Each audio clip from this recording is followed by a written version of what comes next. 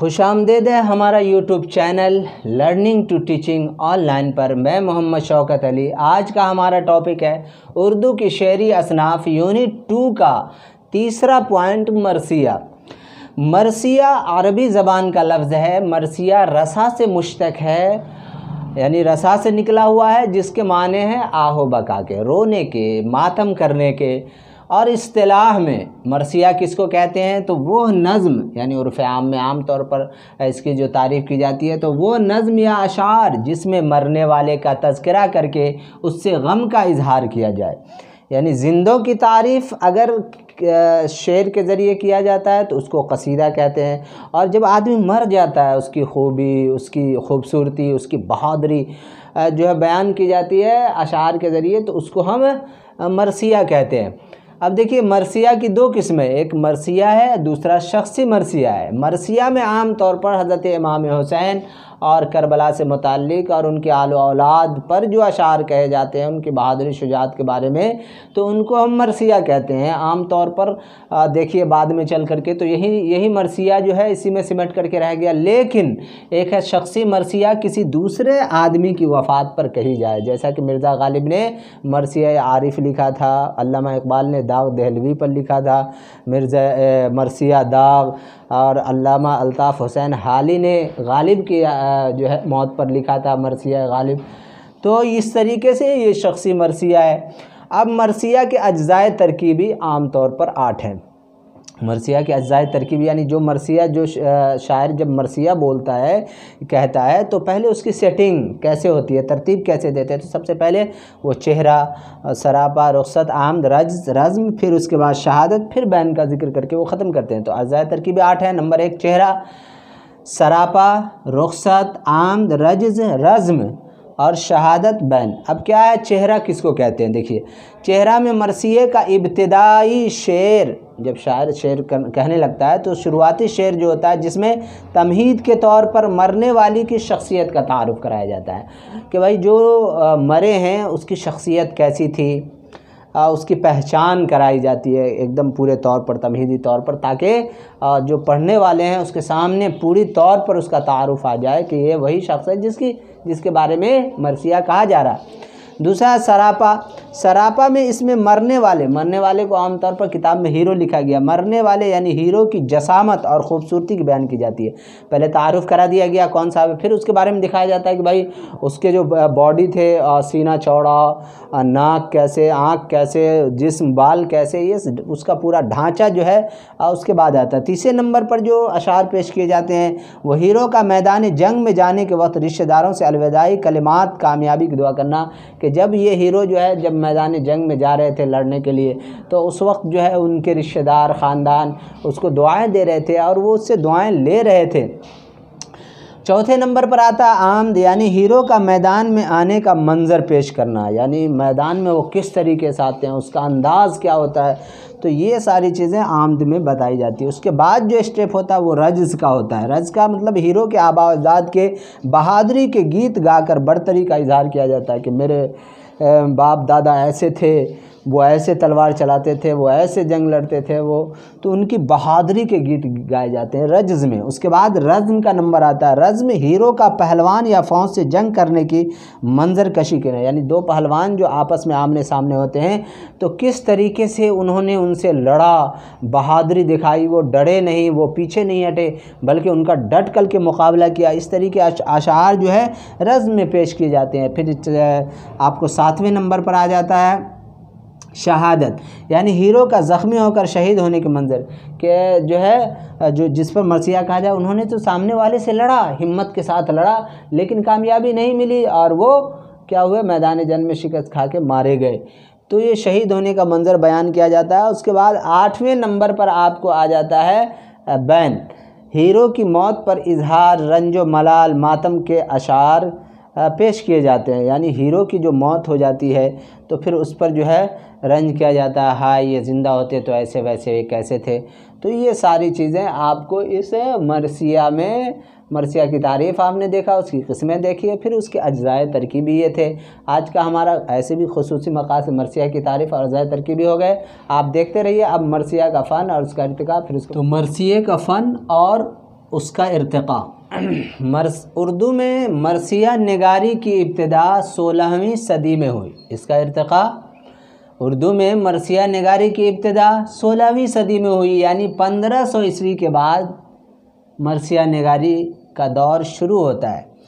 अशरफ बयाबानी है एक साहब, अशरफ बयाबानी को उर्दू का पहला मरसिया निगार तस्लीम किया जाता है, जिन्होंने 1503 में नौसरहार लिखी थी। नौसरहार मरसिया 1503 ईस्वी में ये मरसिया किसने लिखा था? अशरफ बयाबानी ने। इसलिए इसको उर्दू का पहला जो है मरसिया निगार तस्लीम किया जाता है। देखिए, अब आप ऐसे समझिए, अगर दक्कन में मरसिया के इर्तिक़ा में दक्कन में किन किन लोगों ने मरसिया लिखा, शुमाल में किन किन लोगों ने लिखा, तो जब इस तरह आप याद रखेंगे तो बड़ा फ़ायदा होगा, छांटने में आसानी होगी।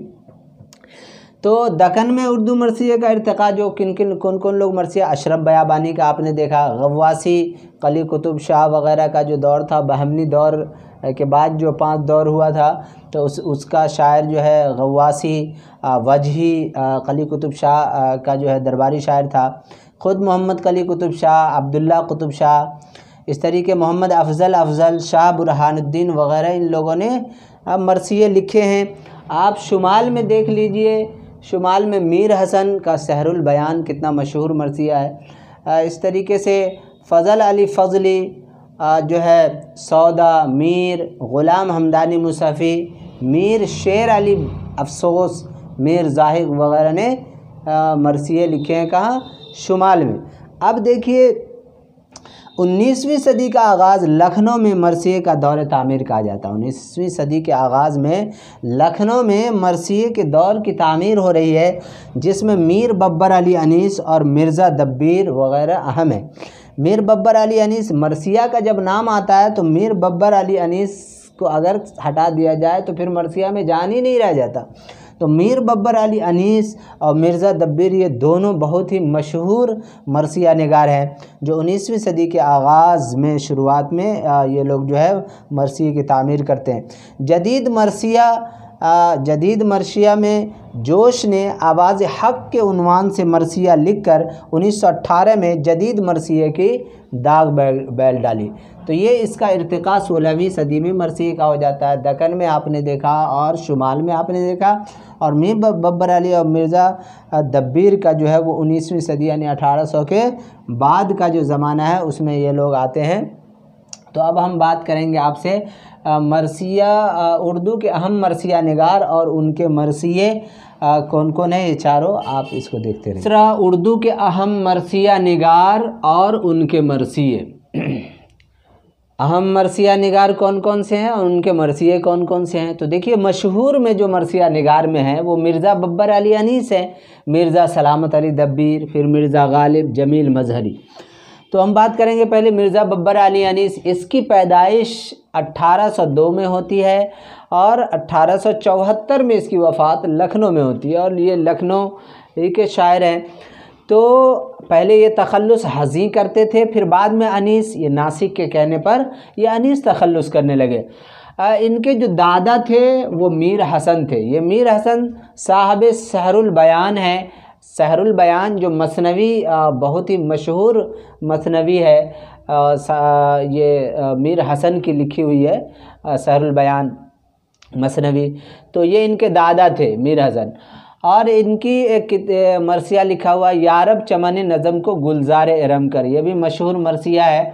लेकिन हम बात करेंगे आज जो मरसिया आपके निसाब में शामिल है कि नमक खान तकल्लुम है फसाहत मेरी, नातिक़े बंद है सुन सुन के बलागत मेरी, एक क़तरे को जो दूँ बस तो कलजुम कर दूँ, बहर मवाज फसाहत का तलातुम कर दूँ।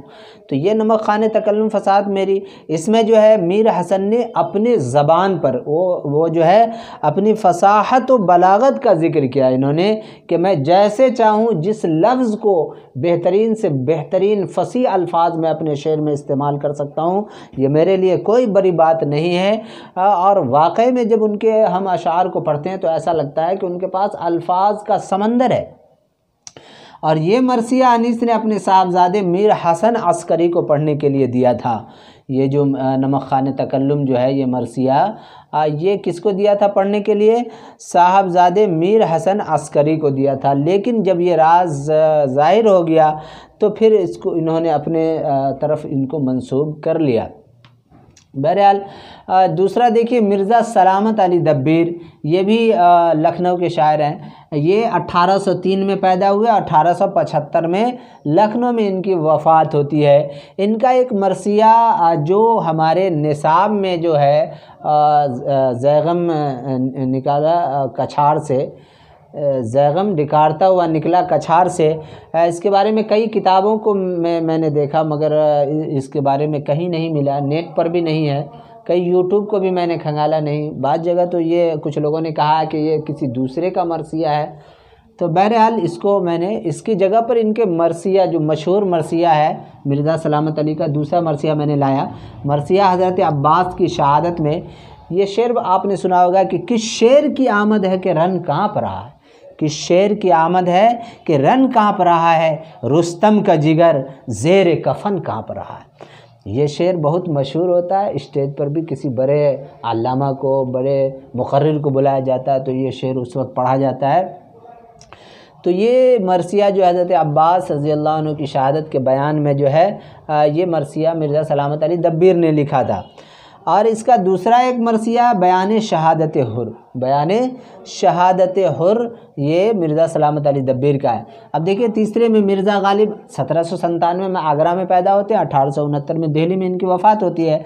मरसिया आरिफ एक जो है मिर्ज़ा गालिब लिखते हैं, मरसिया आरिफ किसकी मौत पर? आरिफ की मौत पर। आरिफ का असल नाम ज़ैनुल आबदीन था। ज़ैनुल आबदीन के मौत पर जो मिर्ज़ा गालिब के अहलिया के भांजे थे और गालिब के शागिर्द भी थे, तो काफ़ी जो है उनसे लगाव था मिर्ज़ा गालिब को। तो जब उनकी वफ़ात हुई तो उन इज़हार मोहब्बत में उन्होंने मरसिया आरिफ लिखा। शेर इसका ये है मरसिया आरिफ का कि लाजिम था कि देखूं मेरे रास्ता कोई दिन और, लाजिम था कि देखो मेरा रास्ता कोई दिन और, तन्हा गए क्यों अब रहो तन्हा कोई दिन और। तो ये कोई दिन और, कोई दिन और ये शेर का आखिर वज़न है, तो आप इसको समझ सकते हैं। और एक है जमील मजहरी, अल्लामा जमील मजहरी, इसका नाम सैयद काजिम अली था। ये 1905 में पैदा होते हैं, 1980 में इनकी वफ़ात होती है। इनका जो आपके सिलेबस में है मरसिया वो है जुम्बिश से मेरे ख़ाम अफ़सू तराज है, जुम्बिश से मेरे ख़ाम अफ़सू तराज है, खुलती है आँख इस गिरह नीम बाज की। ये मिज़राब शहादत है, इसमें 73 बंद 1951 में इसकी तसनीफ़ हुई है। ये दर हाल सैयदुश्शुहदा इमाम हुसैन रहमत रज़ी अल्लाह अन्हु के जो है शहादत के सिलसिले में ये मरसिया लिखा गया है, जो जमील मजहरी ने लिखा है। किसके? सैयदुश्शुहदा इमाम हुसैन अलैहिस्सलातु वस्सलाम की शहादत का इसके अंदर ज़िक्र है। तो ये चीज़ें हैं। उसके बाद एक मरसिया लफ्ज़ों की भीगी आँखें, लफ्ज़ों की भीगी आँखें, ये ज़फ़र गोरखपुरी की है। ये दरख्शा में जो है इसका ये है लफ्ज़ों की भीगी आँखें, ज़फ़र गोरखपुरी की है। रुख़सत हज़रत अब्बास शाद अज़ीम आबादी की है। तो आज का हमारा ये टॉपिक यहीं पर ख़त्म होता है। उर्दू के अहम मरसिया मुख्तसर ही मैंने पेश किया है मगर बहुत ही अहम है। अगर हमारा वीडियो आप सही से देखेंगे और जो है ये चीज़ आपका पुख्ता हो जाएगा तो आपको इम्तिहान में छांटने में आसानी होगी कि ये इसका नहीं है, ये इसका नहीं है, दूसरा ये है। तो कम हो मगर वो क्या हो, मजबूत हो, तो फिर आसानी होती है। तो हमारा वीडियो कैसा लगा आप हमारे कमेंट्स बॉक्स में कमेंट करके बताएंगे। आपकी तरफ से जो कमेंट आएगा वो हमारे लिए हिम्मत अफजाई होगी। आप हमारी जो भी कमी बेशी है आप बताएंगे। कोई प्रॉब्लम हो तो 91 62 72 31 54 हमारे नंबर पर हमें संपर्क कर सकते हैं। तो इजाज़त दीजिए, अस्सलाम वालेकुम।